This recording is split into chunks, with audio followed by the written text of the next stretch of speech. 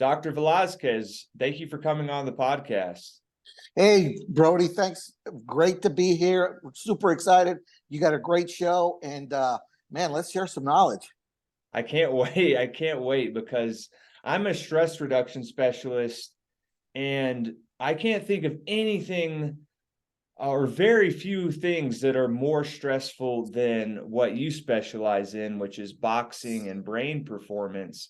So I'm super excited to learn about what you have going on. So for the listeners, could you dive into how you originally got into boxing performance and studying the brain? Sure. Growing up, I was in boxing and wrestling, and I mean, that was really, I thought it would be my part of my pedigree, to be a fighter and whatnot. But after high school, I joined the Marine Corps, and I boxed in the Marine Corps for a while. But then I just, started to realize, I think that I should go into academics as well as serve my country. So, I stayed in school, finished off my bachelor's degree, and subsequently my master's, and then a doctorate degree in leadership. And I've been really researching and working in the areas of human performance, specifically how we do what we do from a sense of a neuroscientific standpoint. I did get an opportunity to get a 2-year postdoctoral certification in neurobiology. So I learned a lot about how the human brain works in terms of performance. So I kind of integrated both into what I do now. But really, I wasn't really specifically going into the sports side of things. I was more willing working with corporates, individuals, with teams, work teams, and showing them concepts on neuro leadership. What is it? If you understand how the human brain works, you will understand the performance at work as a team, as an individual. So I was basically doing that until a boxer, a local boxer, championship boxer, reached out to me and said, "Hey, listen, can you work with me on some brain performance issues, some mindfulness, meditative practices, some visualizations?" And that's what started it off. I think that really catapulted me into another fighter, and then another fighter, and then when we would show up at gyms to do the training that we do, we had a lot of just other fighters, just athletes, just standing around, really wondering what's going on, what's this type of training. It was really their curiosity, but they most of them had never seen that type of training, and that really intrigued them. So one thing led to another, and we pretty much work with professional fighters from the UFC, WBC, WBA, World Boxing, mixed martial arts with the UFC, Bellator. And then when I say we, just me and my son and a couple of interns that we had, are really blessed to have done that. And we've learned so much in terms of what performance looks like in the brain and how performance affects the brain as well. So that's what I've been doing for the past 6 years. I enjoy it a lot. I think people our athletes get a lot from it, and that's where I've been, Brody. Yeah, that's so cool. It sounds like your profession chose you. Yeah, through the grapevines in a way.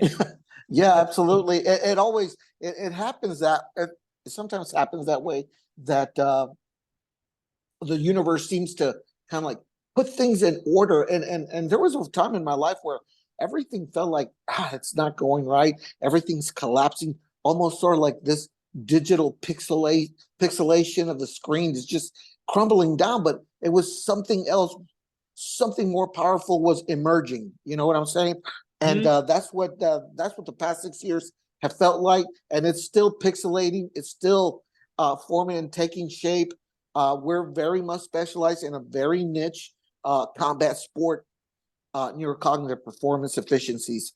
And, even though we work with basketball players, football players, and whatnot, our niche is very much combat sport because of the danger that's involved in it, because of Mhm. the speed, the accuracy, Right. and all these things that we're going to talk about. Yeah.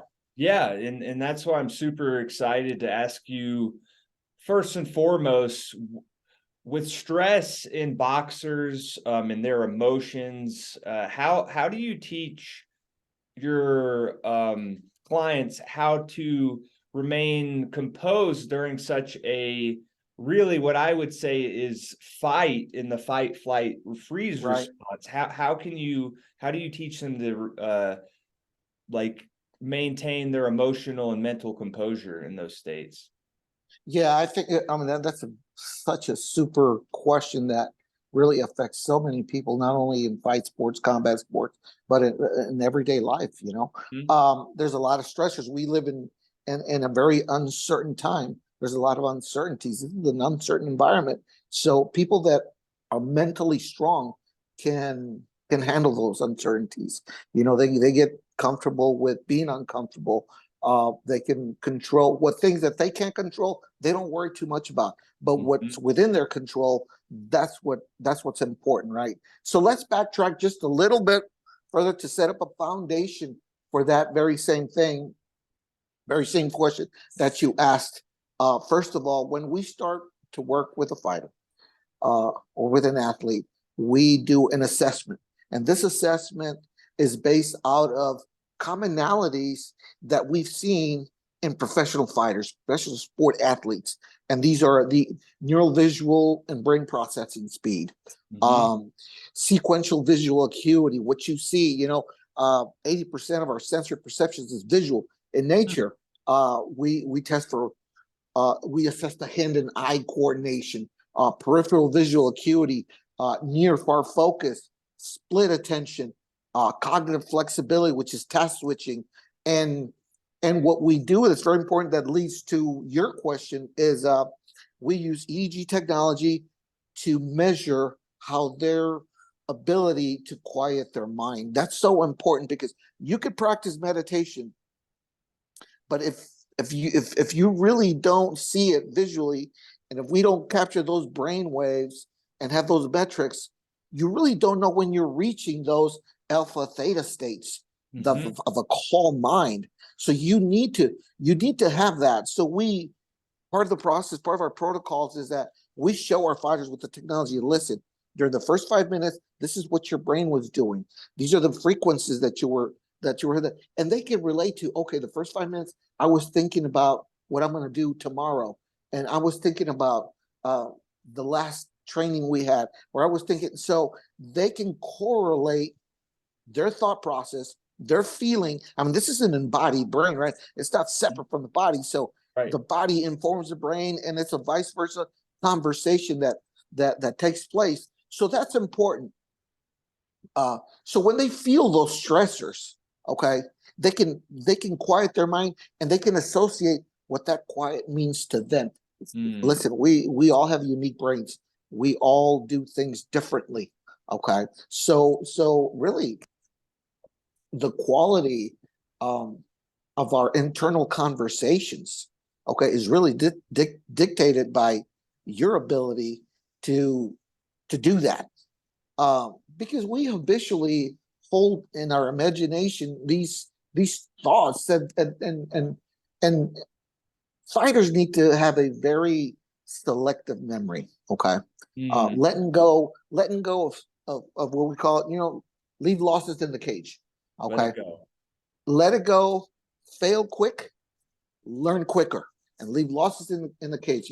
It's about creating this mind space where we have this selective memory that we have, and because we habitually hold in our imagination is what we become, and our thoughts keep renumerating that process.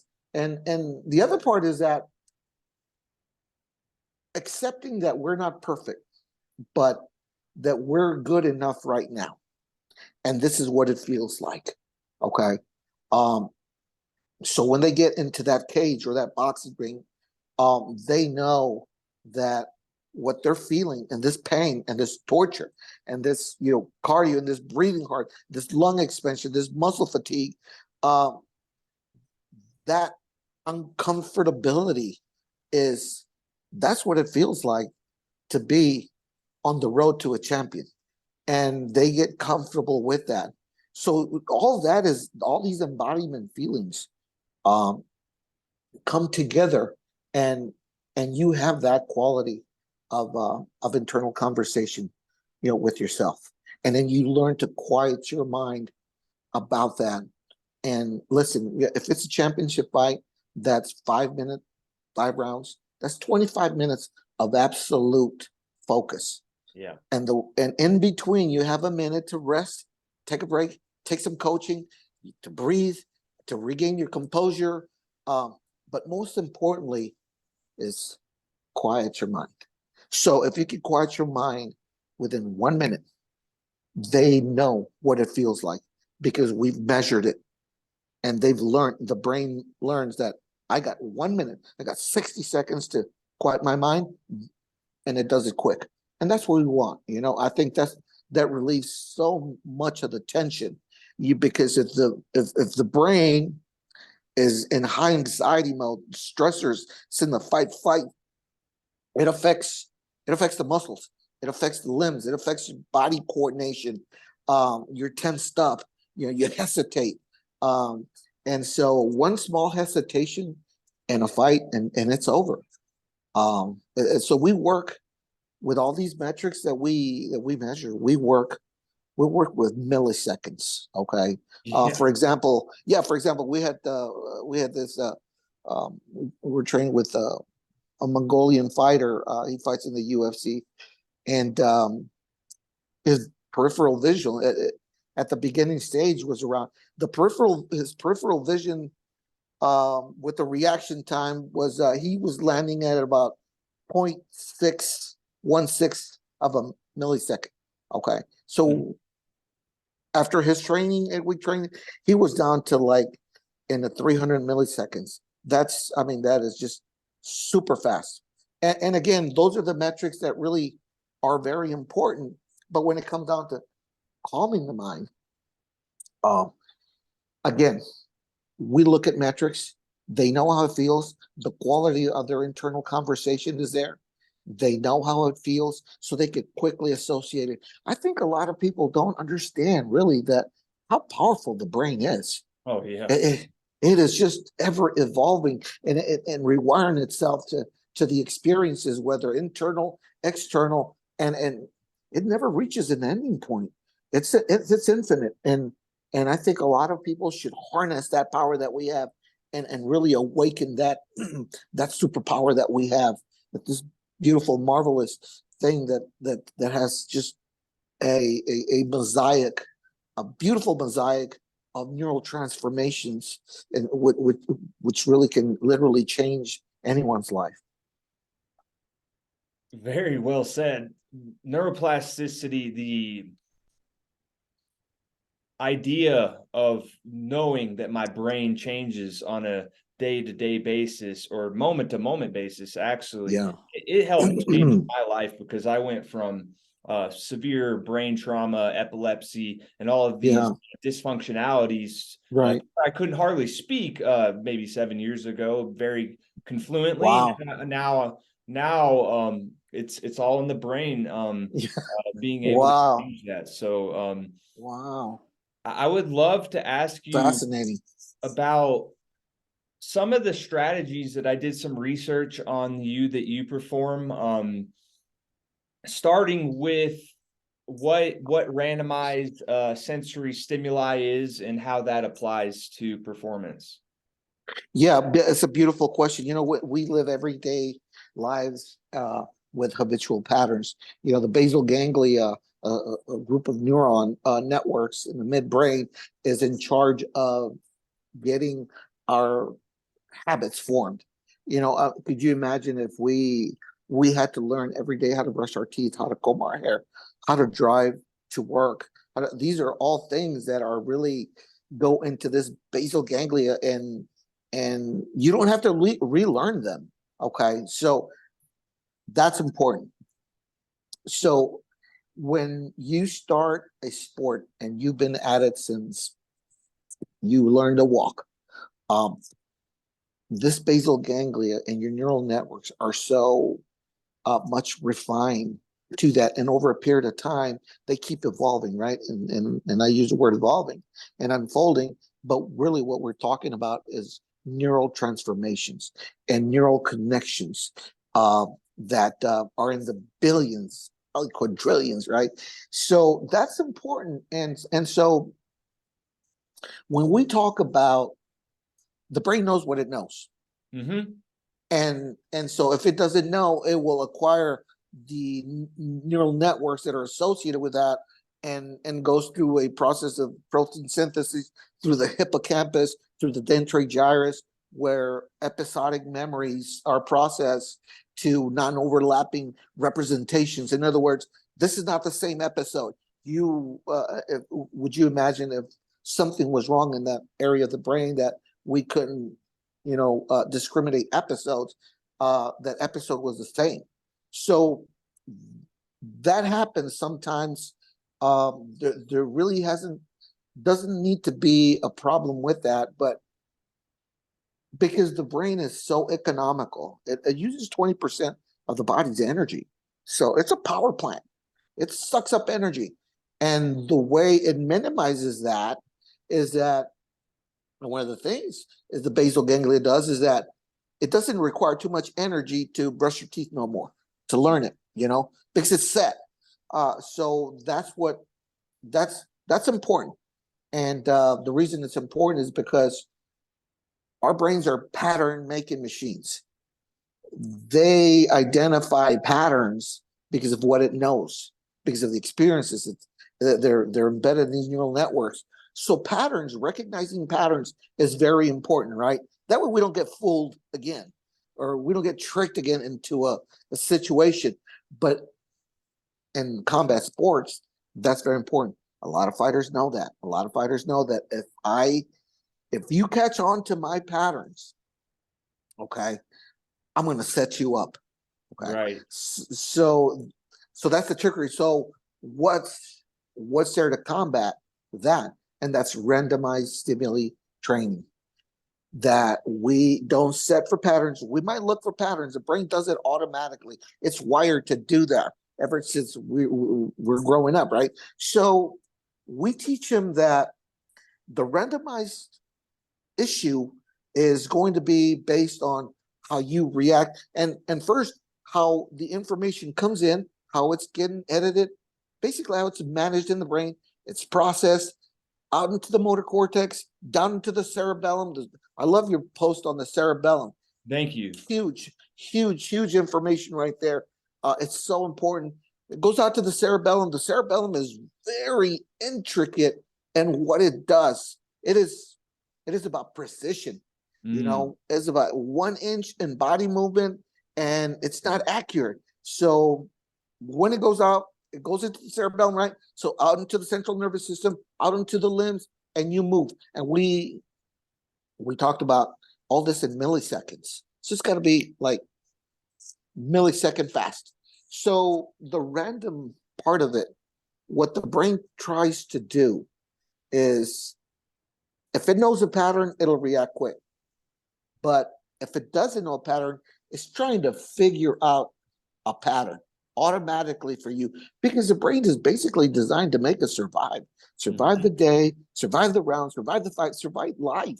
So it quickly goes into this thinking mode, and now it gets the prefrontal cortex involved in trying to overthink things. Okay, so we want to avoid that, right? That's why we use the EEG headband technology, so we could see if there was an overthinking going on with this scenario, with this issue, with this performance, with this part of the protocol. So the randomized stimuli is very important because it fills that gap. Okay, it starts to develop these neural networks that are ready for anything to happen. And how they react is the way that you're going to be performing. And this is where all these common factors that we have as part of our assessment and part of our training take place. So the randomized training could be onto, let's say, near far focus. Let's say we have an opportunity with a specific athlete on near far focus. That's where we put a little bit of more focus on. Within their protocols, they're very custom designed for that brain, not for that individual, for that brain. We take a Right. look at it that way. How are you wired to perform? Okay. So if it's a near far focus, we use random sensory stimuli to build those neural networks to perform at a higher level. We've seen the near far focus and reaction times at, basically with professional fighters, they work under a second, obviously.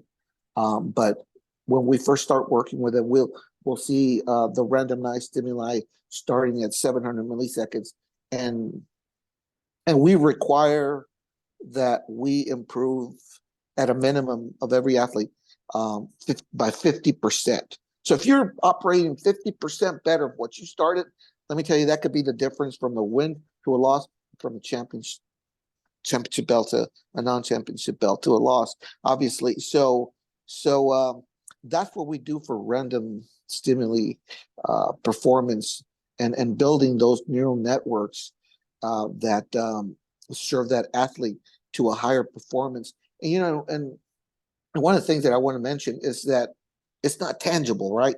People don't see the difference other than when you perform, and you don't really feel it because the brain doesn't feel itself. Right. So, Yeah. and so people say like, oh, you know what? And then all of a sudden, it's like a switch kicks on, and it's like, Hmm. wow, things slowed down for me. I Wow. was so accurate, but it's just flow. So the other piece to it is the mental flow piece of it. So we use some technologies to prime those neural networks on what flow does. And these technologies use a brain interface technology where the person actually, you know, moves things around with their thoughts. And you got to create mental flow to do that, and part of it starts to, it initiates with quieting the mind, almost like a Zen state. So those are all protocols that we use, and we obviously target and customize where we have the best opportunity. We don't look for the weak areas, we look for the areas where this athlete and this brain is strong, and we exploit those areas Hmm. because these neural networks already exist. So we want to build more networks into that network to it's an industry term called snagging, right? Mhm. Stimulating neural activation and growth. So we want to Hmm. snag those neural networks. I love that. This is brain performance at its really, truly highest level. I can understand definitely impulse control. That one definitely makes sense for me coming from somebody who struggled with drug addiction until I built Yeah. the neural networks in my prefrontal cortex. Oh, look, I have better impulse control all of a sudden, Wow. Yeah. Yeah. Yeah. in meditation. Dynamic visual activation, that one makes sense. Focus Yeah. flow. I get that was probably, I understand we talked about the alpha brainwave activation. Yeah.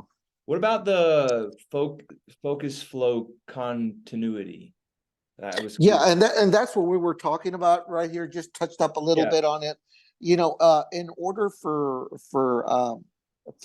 a person to have flow in a dynamic and high pressure environment, it's difficult, but it happens.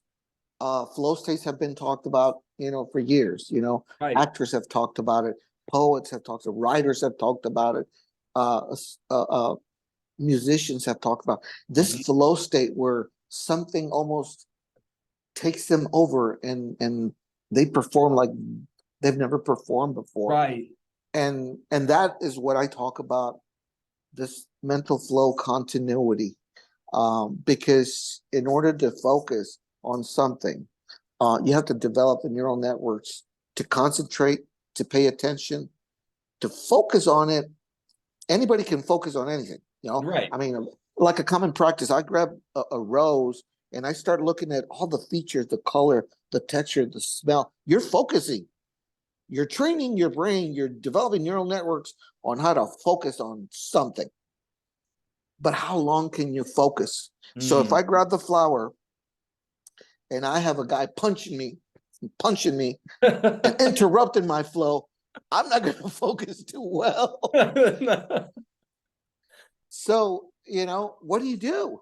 You must develop, and it starts with that rose, right? It starts with, let me focus on one thing. Once you develop those neural networks of focus, okay, and how long they last, so we measure it through EEG. We know how long of a focus this person has. So we start to feel it, and then we work towards focus endurance. And you got to build those neural networks to endure that focus and endure the pain and the cardio and the breathing and all the other things that go along with that. You have to work towards that. Right. It's one of those things where it might be a good place to be, if you're winning and everything's flowing, but then all of a sudden one punch, one kick comes along, and we've seen it. We've seen really good fighters that once they get a hard blow, they revert back to old habits. Like, no, we talk why? Because now the brain has gone into survival mode. There's a fight flight syndrome has taken place. The amygdala has just hijacked the brain. It's suppressed the prefrontal cortex. The prefrontal cortex is kind of goes haywire, starting to shut down. The amygdala's neural networks and pathways are like 30, 40 lane super highways. They go fast. But the prefrontal cortex, into shutting down that and controlling that, the roadways and the pathways are like old country roads. You gotta develop them. You gotta work them out. So aside from the physicality, there's the mental work, and this is part of the mental work. Aside from the psychology of things, we're literally developing neural efficiency networks. We're really developing what your show's all about: neural transformation of a higher performance. Yeah. Wow. Once again, just mind blowing some of this information. I wanted to know more specifically, like the auditory cortex and how that would be beneficial for somebody in performance, because most people think, okay, I'm going to do the brain, and yes, vision is incredibly important, but would it be advantageous for somebody in performance or an athlete to stimulate their auditory or their sense of hearing? Yeah, and let me preface that by saying that one of the things that is very important that we do is increase how your brain processes information. Okay, and we use some of the best software that's out there in the world to take a look at how your brain processes that information that's incoming. Okay, and why is that important? Well, for the obvious, right? The quicker you process, the quicker that you're going to respond and react. But on Right. the same token, every sensory perception that we have, all our senses have the frequencies in the brain. Okay, they have different frequencies. When you teach the brain how to process faster, okay, it learns to manipulate those frequencies, and it actually and perceptively slows down your environment. So what you're hearing in auditory, it's really not fast, but it's kind of slow, as well as your visual aspect to that. So in combat sports, we don't really use the auditory function as much as probably somebody that needs to, to hear many commands, but you do hear the coaching yelling, hey, take this move or watch out for this move. And so you have to pay that. You have to pay those attention to that. So it's one of those things that we don't require our fighters to shut down and say, hey, just focus it. The brain does it automatically. And since they've done it for such a long time, that the brain has really wired itself to shut down auditory or just switch it up to be receptive towards that. So really the auditory function, sensory, is so important for many other sports, but in combat sports, it's very selective. That's why we require our athletes to be of a selective nature when it comes to performance and the way they perform. So let me talk about and to just give you an outline of what we do within our trainings with athletes is that we outline the process right from the get-go. We talk about the training process, Mm-hmm. and we encourage questions along the way. This is about metacognition too. We encourage the athletes to become aware of their own learning, and these are through teachable moments, Mm-hmm. preparing and having topics to teach them in between our training sets is very important. And then obviously the performance metrics. This is how you started. This is what you've been doing, and this is where we're at. Okay, that's such a huge boost in confidence because, like I said, the brain doesn't feel itself. It's really not intangible. It's until you actually get in there and start to perform that you like, oh, you know what? It kind of slowed down for me. I felt really, really calculated in my striking, and you could see it. Um, and we've worked with a lot of fighters that were in a slump, had a losing streak, or are aging fighters, and they want to get some cognition.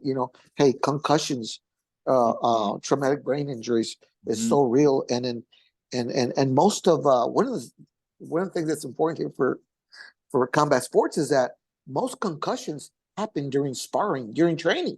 Oh yeah. Yeah, so we cut that time in almost half because our neuro training allows for that brain to spar with itself, through all these training protocols. So when they do get into that ring or that inside that cage, you can see that they're more calculated, they're more precision, they're more efficient at what they do. Yeah, those are good things to see. And then again, you have other coaches that we work with. Obviously, it's a holistic training approach. Okay, I mean, today's athlete has various specialists that athlete works with. They'll have a mental coach. They'll have a neurocognitive specialist coach. They'll have a strength and conditioning coach. They'll have a nutrition and diet coach. They'll have a striking coach. They'll have a jujitsu coach. They'll have a boxing coach. They'll have a wrestling coach. So it's this holistic approach, is so important. And today's championship fighters, that's what they have. You Mm-hmm. know, that's what they do. It's getting very not complex, but we're tapping into a higher human performance level. It's almost like we're raising human performance to that next level of human evolution in sports.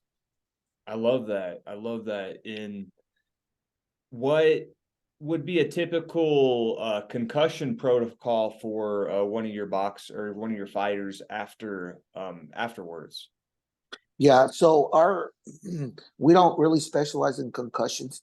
I mean, we have the technology to take them through our protocols, but the spectrum is so wide.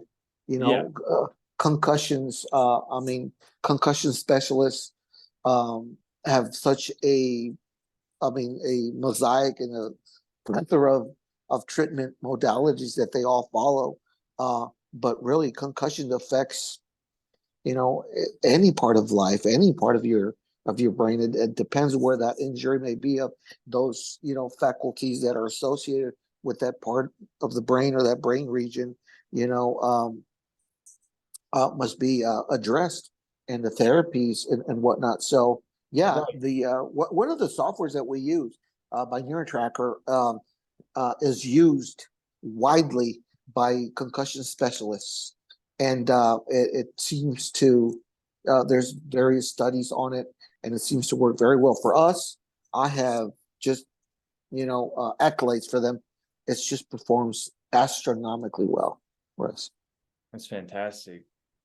Back into the discussion about stress, I noticed one of your posts you spoke about a allostatic load. I was really curious about that, those levels that you can measure in how it relates to stress. Yeah, absolutely. So the allostatic load is really a steady state that your brain can handle in terms of homeostasis of it, in Mm-hmm. terms of balancing those loads. Too much pressure, too much incoming uh, pressures and tensions, whatnot, they tend to overload. And if you don't train your brain to these overload conditions and develop those neural networks that sustain and really quiet down the amygdala reactions to fight, flight, freeze, um, your brain can go into overload. And what happens when the brain goes into overload? Well, a good example is you see the child throw a tantrum, you know, over something very simple, right? Like, you Yeah. can't get no ice cream today. You know, there it is. So, and you've also seen for adults, right? Mm-hmm. You see out in road rage. Yeah, You yeah, know, yeah. how can someone lose so much control just because someone just went in front of them, cut them off just to make that right turn real quick and not miss the parking lot? You know, and then here comes the other lady or guy, you know, with the road rage, and that overload, that allostatic overload is out the window. Their amygdala is firing, their brain has been hijacked, their prefrontal cortex is nearly shut down, you know. And then a fight ensues over what? You know, over your own thoughts of anger. You know, we become what we think about. You Mm-hmm. know, the Mm-hmm. the again, you know, the quality of our internal conversations, you know, is going to dictate our disposition. You know, so that's uh that's where the allostatic state comes from. And again, I revert back to the protocols that we do, and we measure everything. We measure how you quiet your brain down. We measure that flow state, so that way you know what it feels like. You know, so when there's load there, your neural networks already exist to give you that sustainability uh, Got it. for that. Yeah, Very cool. I wanted to ask you about the warrior spirit within, more in like a spiritual sense. I yeah, noticed you spoke about that we all have this inner warrior within us, and this came to me this year because I started really training myself, really like getting down and like doing some cool. tough exercises and stuff. And Yeah, I could feel that warrior spirit within. So I wanted to know what it means to you in your life. yeah. I think that the warrior spirit lives within all of us. I think that we are born with that part of our DNA or genes. And if you talk about, if you get into the realms of the quantum physical world and what spiritual adepts would call this oneness, you know, it's built in all through consciousness. I believe that we all make up consciousness to what we have, and it's proven already through quantum science with the double slit experiment, the Mm-hmm. observation problem, you know, the entanglement. Sure. So that spirit is there and it's all part of us. But I'm glad you asked me that. In my latest book, the Fight Sport Neurocognitive Performance Training, How Athletes Rewire Their Brains, I have a chapter that talks about something really cool. And if if you would allow me to, I've done a lot of research with several authors that are Native American, and they talk about the warrior spirit. But they talk Yes. about something very interesting. They talk about the necessary steps to healing a warrior, because every warrior that comes back from battle that would not reintegrate them into society, into the tribe, they had a sacred space Hmm. for them, and they followed some steps. And what I like to do is I like to, you know, kind of like read them here so that our listeners can get a kind of like a concept understanding of what this warrior spirit is, what it does, and how it makes us, you know. So these necessary steps to healing were very important. Number one, there was isolation and tending. Isolation and tending. Many of the indigenous societies, returning warriors are seen as emotionally polluted, Hmm. and they're isolated from their communities. There needs Their needs are tended to by holy people and the elders. Um, our ancestors were deeply concerned by the polluting effects on the body and the mind and the soul of violence. So the second step was acceptance of warrior destiny. In this element, the returnees remained separate until they were able to say a sincere and authentic yes to their warrior destiny. Attending elders and holy people listen deeply for their warriors. Yes, that essential affirmation shifts something in the psyche. We agree deep inside to accept and work with our lots rather than live a life of anger, protest, and denial. The third step was the purification and the cleansing that took part. And this is an important part of the process because it washes away the taint of blood and violence that clings on to the warriors. And that's what they believed. And then there was storytelling and confession. So, an essential step in the process, stories release emotion. They reveal secrets, they educate, they organize our lives into coherent narratives. They point towards meaning.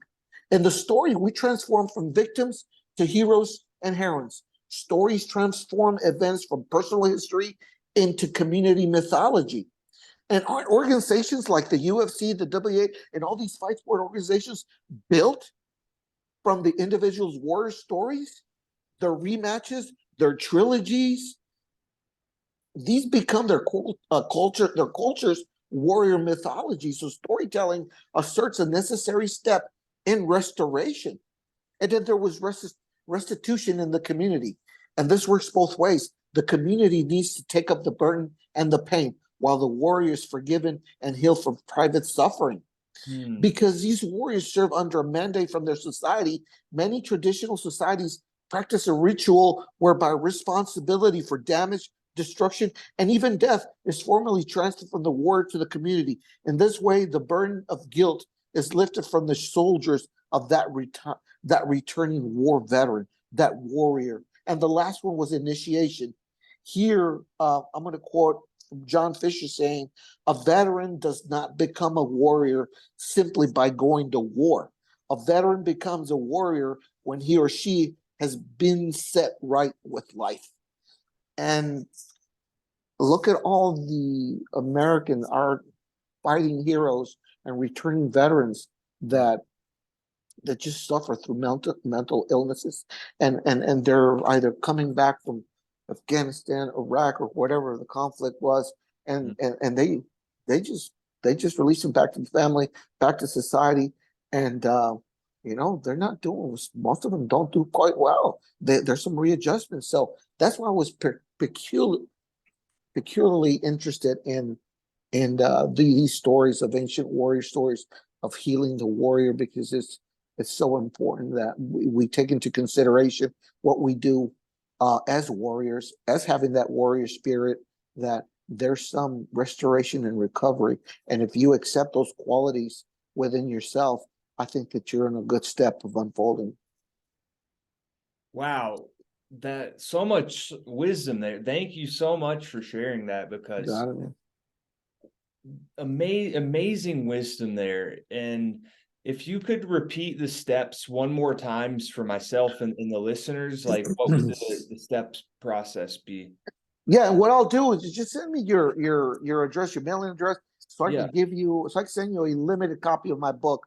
And it's a really cool book. Yeah. But number one, it's isolation and tending, acceptance of that warrior destiny, purification and cleansing, storytelling and confession, restitution in the community, and the initiation to accept that you've been set right with life as a warrior.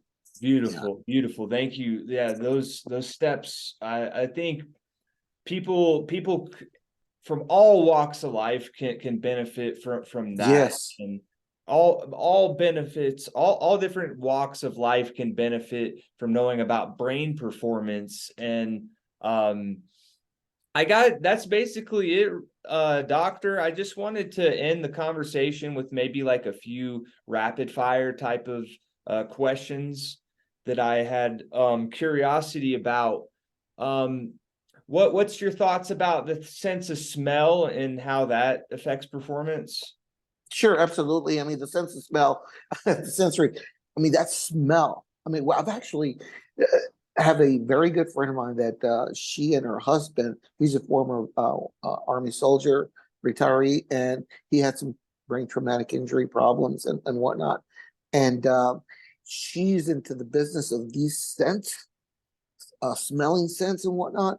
And we did some experiments and we did some tests with measuring EEG with him. And, you know, EEG, when he would smell some of these scents, you would see these beautiful brain waves start to form. And really, that was a really eye opener for me that the smelling, the sense of smell is so important, and how fighters can associate it with the smell of blood. And what happens if your nose is clogged up because it's been broke, you know, and now you have a deficiency of that smell. Wondering how does that feel like? So all these things come into play, and that's a very good question. Yeah. Fascinating. How can we this is a very general question, but what's a good way of like improving our split second decision making skills? Yeah. First of all, when you talk about split attention, you're talking about a lot of visual stuff. But then, you know, the way it's processed, you got to develop those neural circuitries, you know, and splitting your attention in a rapid environment requires a higher level of performance in neural networks. So when you split your attention, the brain can't multitask. Right. It relies a lot on the basal ganglia, the repeated nature of the unconscious habit that already exists. Look, like in a work environment, if I work working on reports and looking at stats, and I've already know how to turn my computer on with the passcode, how to get into this program, that program. I don't have to. So that's all going. That program is running unconsciously, and it's part of the programming that you have. But if I'm also doing something that is kind of like new, I've seen it before, the brain associates with it. So I'm trying to split my attention now. So that requires a lot of practice. That requires, you know, the right training to do that. Our protocols obviously would literally help somebody in a workforce, in a workplace, in a work setting, you know, to build those neural networks on how to split their attention. Cool.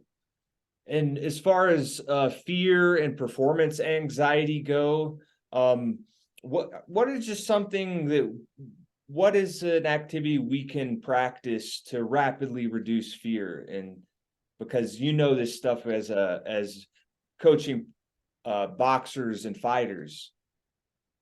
Yeah, one of the quickest things that you could do on a daily basis is if you start having a feeling of fear, quickly revert back to a meditative state of calming your brain down. That starts to build these neural networks that suppress that amygdala from firing. See, the amygdala is processes all these. It's a hub of emotions, but fear takes first seat. When fear hits the brain, a lot of crazy things happen, right? But it's like anything else. You got to do those little micro learnings, micro meditative techniques. Hey, start with 1 minute of just quieting your mind, then work it up to 2 to 5 to 25 minutes to an hour. Especially when you have these little anxiety feelings of fear, you know, something, you think something is going to happen, you know, you know, what's out here really doesn't exist. You know, what's in here is reality, and you can control everything. And everything that's within your control is right here. So if you learn how to meditate, how to calm down, how to calm those mental states gradually, that works wonders. Fantastic. Doctor, thanks so much for coming on. I wanted for Got you it, Brody. last words for the listeners. Maybe leave them with some more wisdom and just generally let us know if somebody's interested in working with you, where they can find you. Yeah, first of all, I'm in social media, obviously, right there. You got access to my website through the IG, Instagram, social media. I'm on TikTok as well. Neuro-Peak Performance or Dr. Roman Velasquez. Just hit me up, send me a DM. We're very selective on who we work with. We've got several requirements that we require our athletes that we work with. And from a wisdom standpoint, I don't have too much wisdom. I think I've learned a lot of things through life as I walk it, and I continue to unfold. I continue to learn, and just be open minded. If any trainers, coaches that are old school listen to this podcast, here's a message: be receptive to the new emerging technology that's out there. Embrace it. This will make your warriors and your fighters and your athletes a whole lot better. Yeah. I love that. Thank you everyone for listening, and I'll be putting this podcast out pretty soon. Thanks for coming on again. Thank you, Brody. Appreciate you.